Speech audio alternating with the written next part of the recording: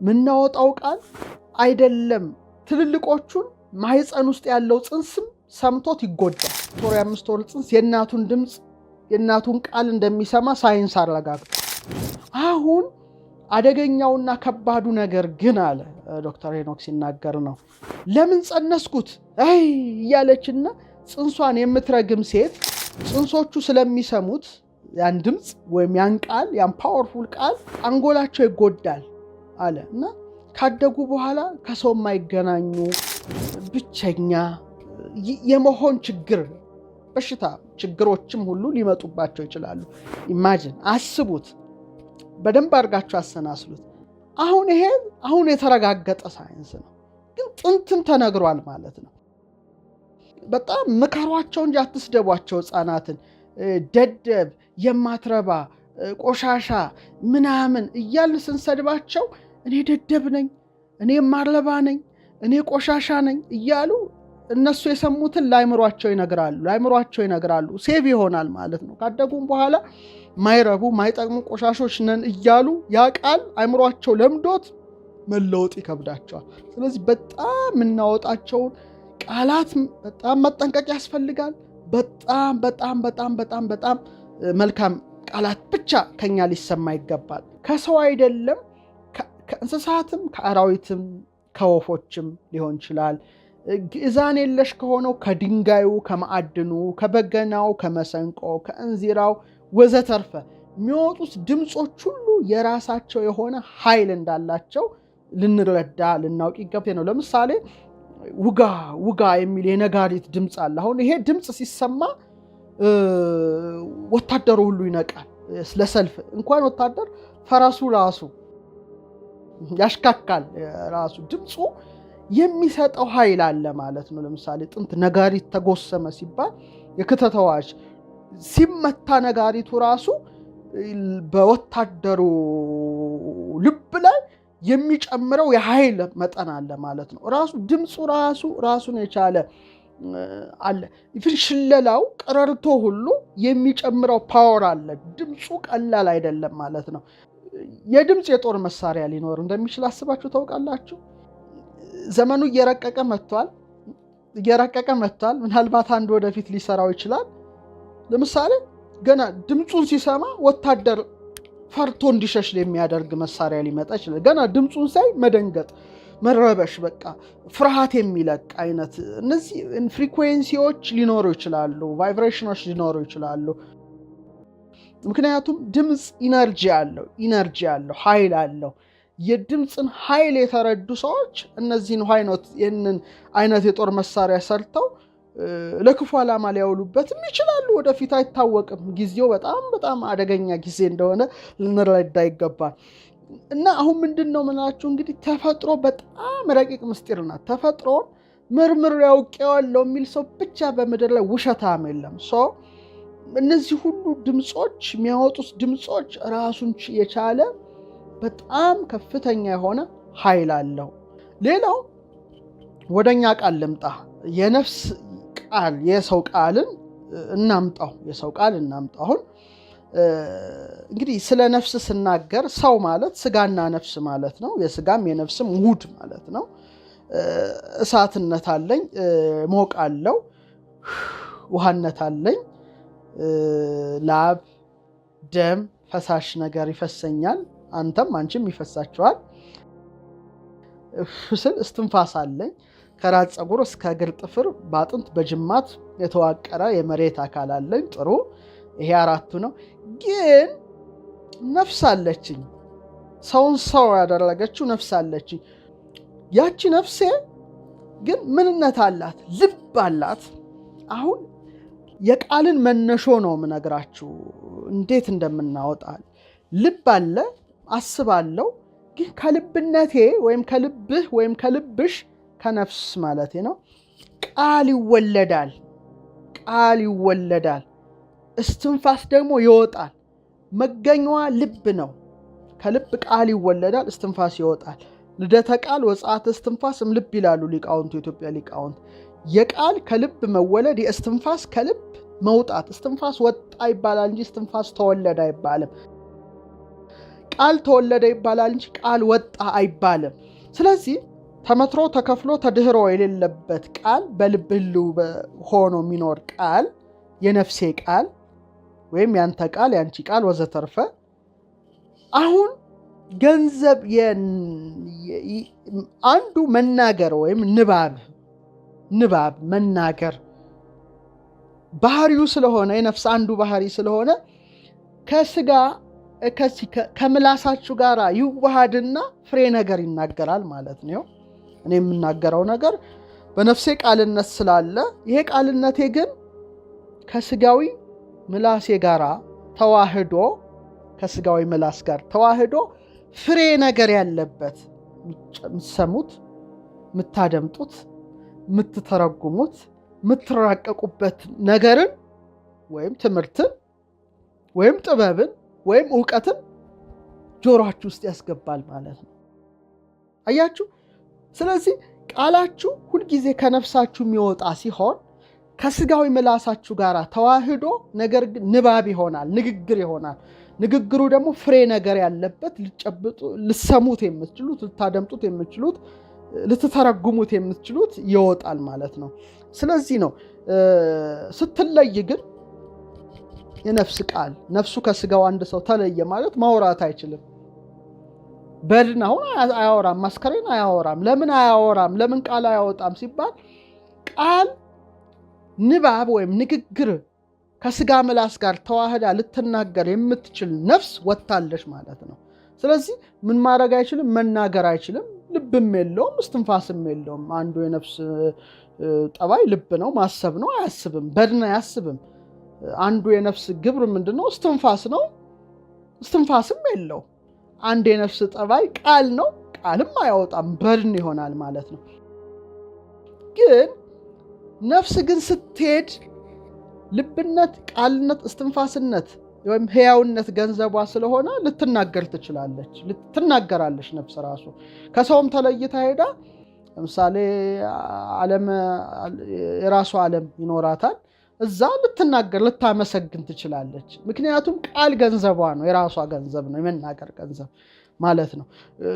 ከዛ በተረፈ ግን መሬትም ያው በራሱ ሁኔታ ይጸናል፣ ወደ አመድነት ይለወጣል።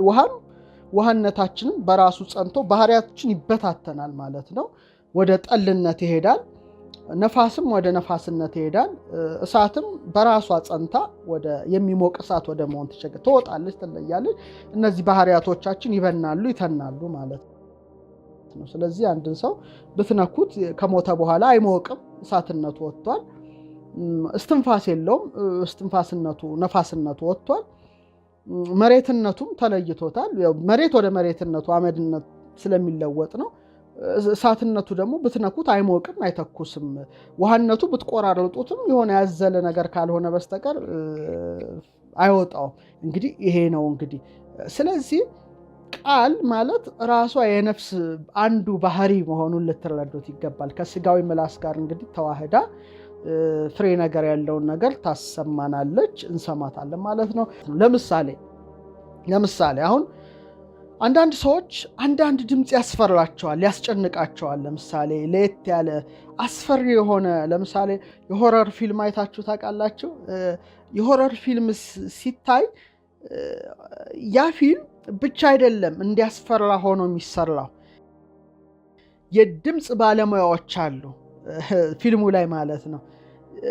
ሳውንድ ኢንጂነሮቹ የሚያስፈራ ፍሪኩዌንሲ ንዝረትና እርግብግብታ ያለው ድምፅ ከባክግራውንዱ ላይ እንትን ይላሉ እና ያን ድምፅ ስትሰሙ ሰውነታችሁ የመጨነቅ ነገር አለ፣ የማስፈራት ነገር አለ። በአንጻሩ ደግሞ ለስለስ ያለ ነገር ስትሰሙ ድምፁ ሰውነትን ሪላክስ የማድረግ ጠባይ ያለው። ስለዚህ እንኳን አይደለም ከሰው የሚወጣ ቃል፣ ከእንስሳ የሚወጣ ቃል፣ ከአራዊት የሚወጣ ቃል፣ ከወፎች የሚወጣ ድምፅ፣ ከጸናጽል፣ ከበገና፣ ከመሰንቆ፣ ከእንዚራ፣ ከአርጋኖን የሚወጡ ድምፀቶች ራሳቸው የሚፈጥሩት እርግብግብታ አንዳንዴ ያስጨንቃቸዋል፣ አንዳንዴ ደግሞ ዘና እንድትሉ ያደርጋቸዋል። አንዳንዱ ሽብርብር ያደርጋል፣ አንዳንዱ ደግሞ እንደ በገና ለምሳሌ መንፈስን የማረጋጋት ኃይል አላቸው። አላቸው። ስለዚህ ቃላት ወይም ድምጸቶች ያላቸው ኃይል እንኳን አይደለም ከሰው የሚወጣ ከነዚህ እንኳን የሚወጣ ልንረዳገባ። አንዳንዱ ደግሞ የስፔስ አይነት ድምጽ የሚረብሸው አለ፣ ፍሪጅ ጩኸት የሚረብሸው አለ፣ የሆነ ደግሞ ቆርቆሮ ሲጢጢጥ ሲል የሚጨነቅ ሰው አለ፣ ማያስጨንቀው ሰው አለ። እና እነዚህ ድምጾች በአየር ላይ ንዝረት ሆነው የሚሄዱ እርግብግብታ ሆነው የሚሄዱ ድምጾች ራሱ ከፍተኛ አሉታዊም አዎንታዊም ጎን እንዳላቸው እንረዳለን። ለምሳሌ ከነዚህ እንኳን አንዳንድ ምሳሌ ኢትዮጵያዊ ምሳሌ ብጠቅስላችሁ፣ ለምሳሌ ናብሊስ የሚባል አንድ የማዕድን አይነት አለና ናብሊስ በጣም ደስ ይላልና ዛያረሶ ለህማም ይላል። በቃ ድምፁ ይሄ ማዕድን ድው ወይም ስትነኩት ወይም እንትን ስትሉት በጣም በሽተኛ ራሱ ኢቭን ይረሳል ህመሙን። ድምፁ በጣም ኃይለኛ ኃይል አለው ማለት ነው።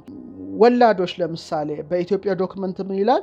በጣም በምጥ የሚጨነቁ በሽታ ላይ ያሉ አንዲት ሴት ለምሳሌ ያንን የናብሊስ ድንጋይ ተገኝቶ ቢመታላት ጆሮዋ ላይ ምጧን ጭምር የምጧን በሽታ ሊያስረሳት ይችላል ማለት ነው። ያም እንግዲህ የሚያወጣው ድምፅ ምን ያህል የሚያረጋጋ ኢቭን በሽታን ሁሉ ሊያስረሳ የሚችል ድምፅ እንደሆነ ልንረዳ ይገባል። ለምሳሌ አሁን ናብሊስ ያረጋጋል፣ ደስ ያሰኛል፣ ደስ ማለት ጥሩ ሙድ ላይ እንድትሆኑ ያደርጋል፣ እርጋታን ይሰጣል ብለው ኢትዮጵያ ሊቃውንት እንደጻፉ፣ በአንጻሩ ደግሞ ሊያሸብሩ ሊያስፈሩ የሚችሉ ድምፅ ያላቸው ነገሮች ደግሞ አሉ። ለምሳሌ እብነ ሐሪክ ይባላል፣ ህልቀተ ንጉስ፣ ማኅተመ እስክንድር።